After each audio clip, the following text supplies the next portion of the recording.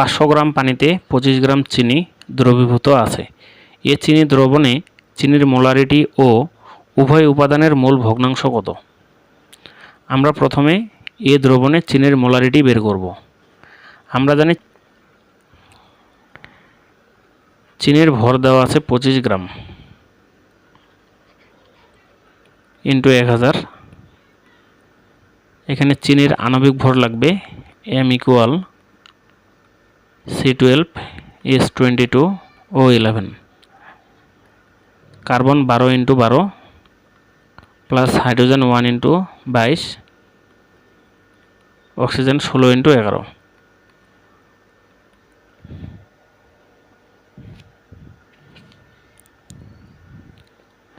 342 গ্রাম। তাহলে আণবিক ভর হবে 342 গ্রাম। এরপরে আমাদের লাগবে দ্রবণের আয়তন। এখানে মোট আয়তন দেওয়া আছে 500 গ্রাম পানি। এখানে আয়তনের মানটা ভর এককে দেওয়া আছে 500 গ্রাম, কিন্তু আমাদেরকে বসাতে হবে আয়তন এককে। আমরা জানি পানির ঘনত্ব 1 গ্রাম পার মিলিলিটার। পানির ঘনত্ব যদি 1 গ্রাম পার মিলিলিটার হয়, ঘনত্ব D = ভর ভাগ আয়তন। আর এখানে ঘনত্বের মানটা 1 বসাই দিলে ভর ভাগ আয়তন। তাহলে আমরা এখানে লিখতে পারি ভর সমান আয়তন, অর্থাৎ ভর এককে মানটা যত আয়তন এককেও তত হবে। তাহলে আমরা লিখতে পারি আয়তন V = 500 মিলিলিটার। তাহলে আয়তন হবে 500 মিলিলিটার।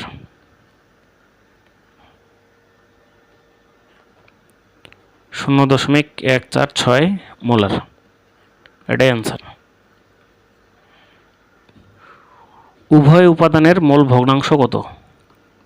মোল ভগ্নাংশ সমান আমরা জানি যে উপাদানের মোল ভগ্নাংশ নির্ণয় করব সেই উপাদানের মোল সংখ্যা হবে উপরে, উপাদানের মোল সংখ্যা, আর নিচে হবে মিশ্রণের মোট মোল সংখ্যা। মিশ্রণের মোট মোল সংখ্যা। তাহলে আমরা মোল সংখ্যা নির্ণয় করব।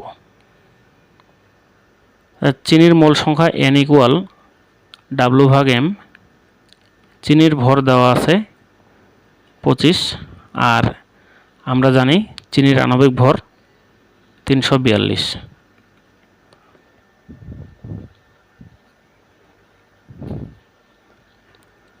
.073 মোল।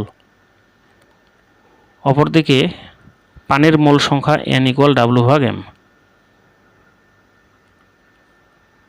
পানির ভর দেওয়া আছে 500 গ্রাম, আণবিক ভর 18 গ্রাম, 27.78 মোল।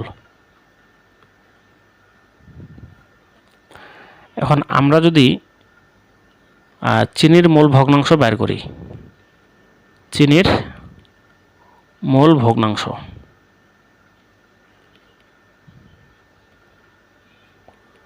তাহলে আমরা চিনির মোল সংখ্যাটা উপরে বসাবো 0.073। মিশ্রণের মোট মোল সংখ্যা, অর্থাৎ চিনির মোল সংখ্যা এবং পানির মোল সংখ্যা যোগ 27.78।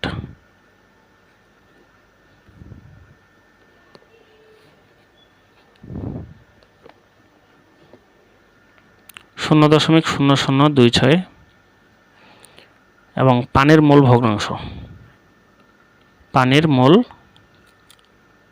ভগ্নাংশ, পানির মোল সংখ্যাটা হবে উপরে 27.78, আর উভয় উপাদানের মোল সংখ্যা হবে যোগ।